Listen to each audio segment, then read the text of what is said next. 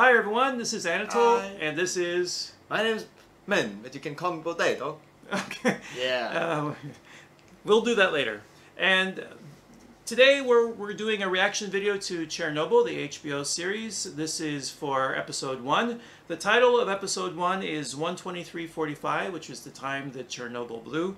And the score on IMDb is 9.5. Before we proceed, I do want to talk about the reason that I'm recording this with a partner for the first time, among others, is that Min is somewhat qualified to discuss matters relating to nuclear safety. Hey. So what's your background, why you know so much about Chernobyl? Let's just say the Vietnamese people don't really care much about, science and stuff like that. I was a major in physics back in high school, so of course I'm interested in things like that, like nuclear power and bomb and stuff. And then at one point I was like, after all that's good, is there anything bad about it? And when you start searching about it, Chernobyl come first. So after reading about it, there's nothing like a movie or anything. You got something about the Red October, remember that series back then? And you got like the Great War, how great the Russian were, but there's nothing relating to Chernobyl. Until all the way until now, 2019, we finally got Chernobyl on HBO. Right. So I've watched this episode, none of the others, but I have watched the first. This will be the first time viewing for Min, so you're going to get a pure reaction from him. So join us after the break, and then we will get into the reaction video.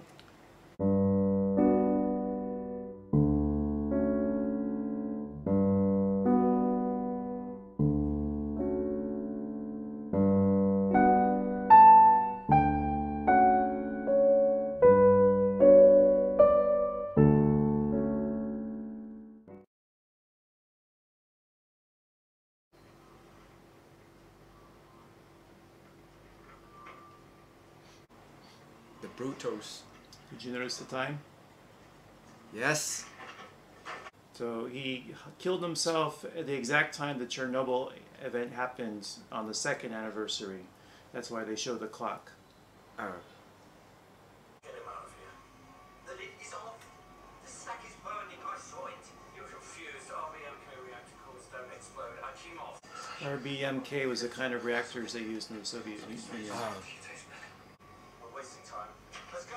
Get the hydrogen out of the generators and pump water into the core. What about the fire? Call the fire brigade. Even the immediate action is such a Soviet action. Right. To deny. Like, you're wrong. Right. It can't happen. Right. They're scientists. They're top notch. And they are still... No, actually, he's not a nuclear scientist. He was trained in electrical engineering. Oh, again, that's such a Soviet thing. Yeah, I know. In Vietnam, we have the same stuff as well. Bro. So even by just staring down at it, he probably got radiated a little bit. Yeah. Oh. Oh, it's glowing. Yeah. Earlier, there's a pillar of light shining straight through the sky. Did you see that? Yes, I did. I was going to comment on it. Yeah. It's so hard to see though. It's there, but it's very dark. Glimpse. Yeah. However, it's everything it's needed to be, because you only see that thing in like anime and fiction movie. Right. But if you have a highly concentrated amount of energy, a photon and like gamma radiation, you do have that. That's such magnificent yet terrifying sight.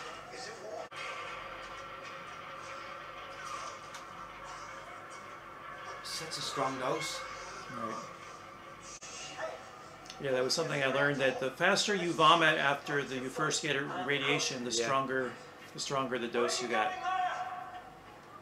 And actually, when they're trying to determine if someone is going to survive radiation, one of the things they look at is how quickly did they vomit. Yeah, that's the fastest way.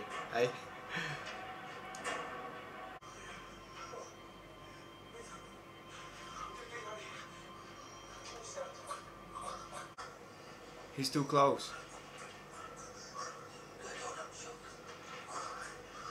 Yeah, so this book has been so useful to me, but even the people working in the plant didn't really know a lot about nuclear radiation. Yeah. So the way they act here, their clothing is too open, the things they touch, like they just have the total ignorance or disregard to what could get them radiated. Water in my reactor core. Get out there and make sure those pumps are on. They can't let the rod down. Now. They're so dead. The uranium facing each other, they will keep getting hotter and hotter. Right. If you put more in there, What is the dissipator the say? controlling rod, Yes. it will slow down, but it can't get it, it will have a meltdown. The rods were the reason why they had the explosion. They had a special kind of rod because of this shoddy workmanship, and so So they have like unqualified rod? among anything that could go wrong did. But the part of the rod that was supposed to help cool was at the end of the rod, not the tip. Oh. So as it was lowering in, it was very critical to get that part in as quickly as possible. But they were conducting a test. In order to make the test happen, they had to remove a lot of the rods to increase the heat. And by removing the rods, it affected everything. And so when it came time to shut the them all rod down, back in. they couldn't get them to that part where it would begin the cooling process. And that just effed everything up. Yeah. So heavy concentrated amount of metals already in the air. Yeah, they don't know exactly, according to the book, they don't know exactly why they taste the metal, because this is the first time this kind of event had happened. Yeah, and but obviously it has to do with the radiation. I learned that when uranium explode or like go critical like that, it releases like hundreds of different kind of chemical substance that is lower than it. For example, uranium-135, it releases everything under 135. Iodine, ferrite, which is iron, and even more and more. Most of the more stable ones are metal. Maybe that's why they can taste metal, because it's heavily dense in the air.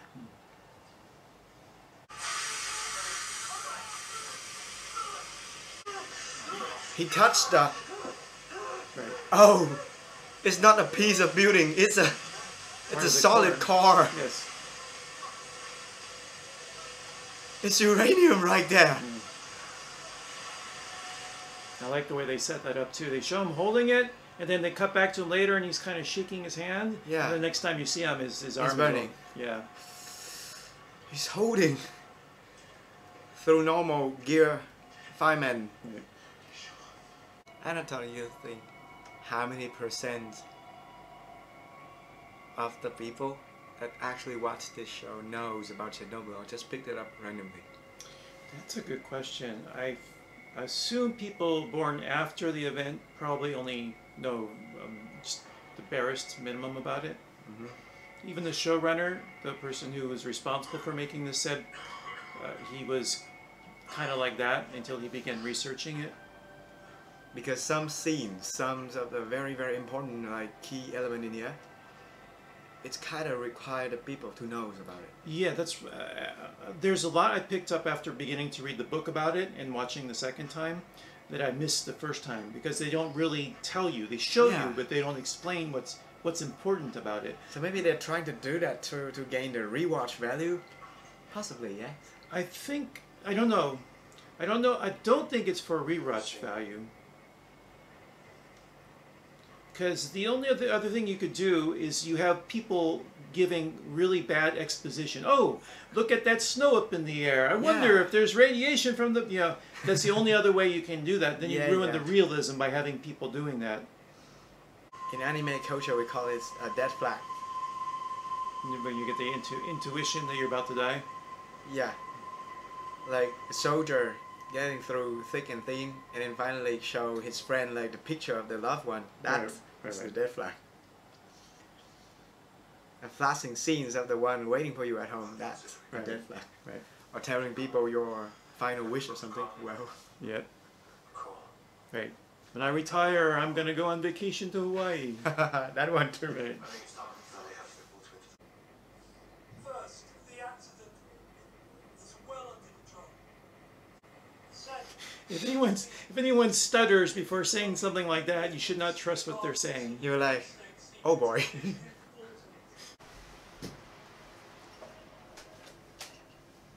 The meeting is really well depicted. Yes, it is. You get a real strong feeling of what the bureaucracy and the doublespeak and propaganda was all like. Everything Yeah. is in. There was, and And you see that there's people with brains in there as well. Right. But they get lost. But they are subjugated. Yeah. I said to my dissociatrist, didn't! Because it's not there! What are you suggesting, Nicole? I like the way the scene builds up. And they're looking at every angle to deny what he's saying. Yeah, but it's broken, bro. yeah. There's no way, bro. Just spitting water, bro.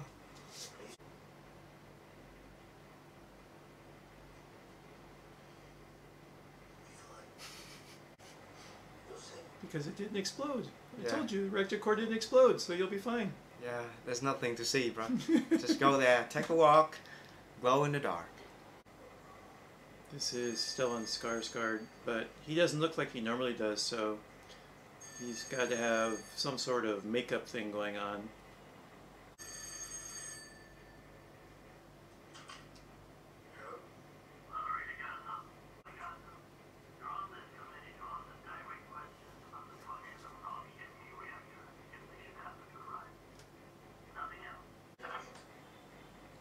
He should include answer that we preferred.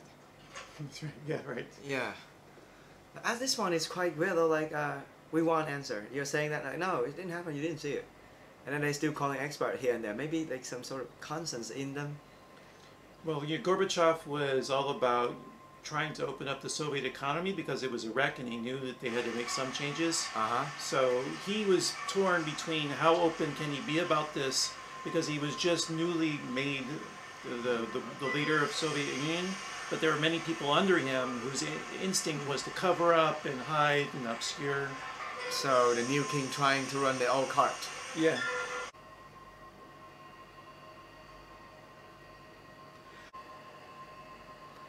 God! Really? That's amazing! You mean the black cloud? No, the forest changed the color Oh, of the tree. right. I didn't even notice that. To brown. The smoke? Right. The radiation. Yeah. Yeah. Immediately. Yeah. So that's the end of the episode. Let me stop here and then we'll give final thoughts about Okay. episode 1. Men, what are your thoughts about the episode? Amazing. A masterpiece. Well, I've always known that the first episode, we usually call it pilot episode, is it right? They really try to make it great and astonishing and stuff to, well, to drag more audience. But this one is out of expectation despite knowing all that. It's amazing. They didn't pull in any cheap tricks, no jump scare, no dramatic music, no like boom, explosion, yeah, go watch our movie. No. It's just there. It feels like a very, very, well, deadly documentary. You mentioned the music, and I really like how understated the music is, and there are moments where they would change into a harsh electronic, like when it was going within the plant. Like when the fireman is told, well, we're done here, go up into the core. And if I remember right, at that point the music changed into kind of a harsh, clanging electronic to underscore the danger of going further in. And I like the way that the music used those tones to emphasize the emotion of what was going on. And I thought it was subtle in many places, but then when it needed to be dramatic and have a flourish, it did that too. I think the best thing about the music is that how subtle they are. They're like a resonance in your soul. They're like showing how people feel, but like adding like topping or so a bit in here and there. It's not direct. It's not like drag it and force it to feel what they're supposed to feel. It's like, oh my God, this is like scary. You have to feel scary. Here's some scary music. No, Right. It's not like that. It let us feel and it's just there. Right. Like so many things in the Great show placement. were very understated and not direct or forceful and easy to miss. So when you mentioned about the trees changing color, I missed that the first time. And the first time I watched, when I think his name is Dmitry Anatoly Dmarzkov, the guy that's the head of the nuclear plant, and he walks out and he looks down below and there's some burning graphite down there. Oh. And the first time I watched it, I missed the significance that those were irradiated pieces of the core, and that by just pausing and looking down, he probably got a really strong dose of radiation. I completely missed that. I think here and there, the most amazing thing is that how they build up the Soviet atmosphere. Like mostly the Soviet like conspiracy, the habit of covering things up.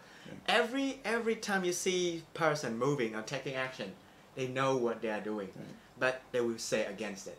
Like he take a look out of the window, he see pieces glowing. He know what it is. He know like there's nothing that can radiate that way. Right. But he still get in there and say, oh, this didn't explode. Just get some rod, get water around it. Right, right. And I like how many times people say the cores exploded. Every time there's someone there to say, no, that's not what happened. There's never someone there to agree. The person who would agree, the scientist at the end, is never given a chance to really speak what he's thinking, because the system is built to support itself, not to hear the truth. And we get that time and time again. All those people that go to the core to look and see that the cores are radiated, they're dead. They're dead. They didn't even make it outside. Yeah, as soon as you look in the core, you're dead. And they have all these people coming back and saying the core is gone. And they will always say, well, okay, can you go check on the core? Yeah. We need to put water in there. Can you go check and make sure? And then they would kill another person thoughtlessly for useless information they didn't care about. Or like if he can go, he just like, oh, he's delusional. Right. Oh, he just gets something from the water. And just get the water. I need water around the core. Right. The non-existing core. Yeah, right. Oh God, it was so brutal. But at the same time, that's what makes it good. This is the fun thing. I read some review on the internet. Like some guy, maybe a blonde, and she said, "Oh, is this based on a real life event?" And everybody laughed and the comment. However, that's what makes it a great thing. Everybody knows what happened. We're not expecting something new like a dragon blowed it up or something. Right. We know what happened, but we still feel excited. Right. How many movies out there can do that? Right. Amazing in its own way. The showrunner said when he came to this, he knew about Chernobyl, but he didn't know Chernobyl. There were many details he never knew about. And I think maybe what he had in mind with this was to reach the audience that knew of Chernobyl, but that didn't know the mysteries, the deeper secrets. And also, when it happened, even if people were following the news, there was a lot of information that wasn't revealed till much later after the fact, because the Soviet Union was trying to hide all of the really important details. So for many people, this miniseries will be the first time to learn many of these things that they didn't know, even if they were around when it first happened. Yeah, I think so too. Imagine like you live there like dozens of years ago, and then now you was, oh my God, that was what happened. Oh God, like the government really screwed me. Oh God, they screwed up so much. They cover a lot of things. Right. That's just so good. I totally get why they get such a high earning on IMDb. Right. Maybe because of the fact that like Games of Thrones was a letdown. Right. This one was a make of like, oh, what could be good? Oh, this is good. Right, right. It's a very like opposite reaction. Right. The field was open for a really good program, and this came from HBO right after Game of Thrones had finished and let everyone down. I do think that was part of it, at least in the beginning. Intentional? You're not gonna say they intentionally make it bad, right? No, no, no. But I think like the intention, like, okay, you had something real good. We are not gonna disappoint you, so we're gonna prepare something of real high quality back then. Right. And then, well, it made up. Right. All right, so that's all I have. Do you have any other final thoughts before we close it up? Nothing. I just really want to watch the next one. Right. Okay. This was so, like, it's beyond my expectations. I thought it was some sort of, like, great documentary with some twist. There's no twist. It's just there. No. And the twists occur from the history itself. Things that were hidden that we didn't know about, but there's no great reveal that it was an American that caused Chernobyl to happen. Yeah, there's no bomb, there's no superpower, there's nothing. It's just there. Well. Okay, well that's it for now. So see you guys later, and see until you next time, take care. Goodbye.